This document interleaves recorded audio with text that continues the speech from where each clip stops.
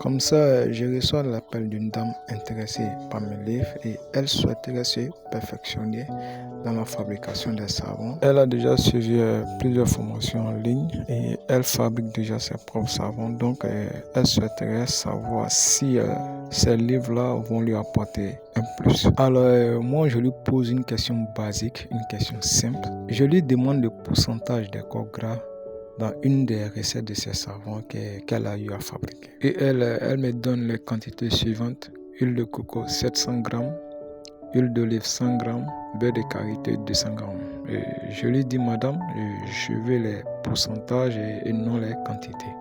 Elle me dit comme ça, elle, pour la fabrication de ces savons, elle utilise les quantités et non les pourcentages.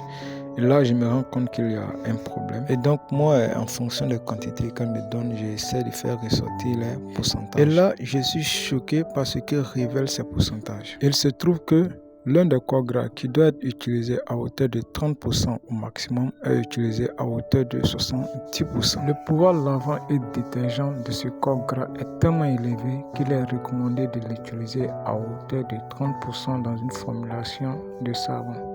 Ici, dans la recette de la dame, il est utilisé à hauteur de 70%.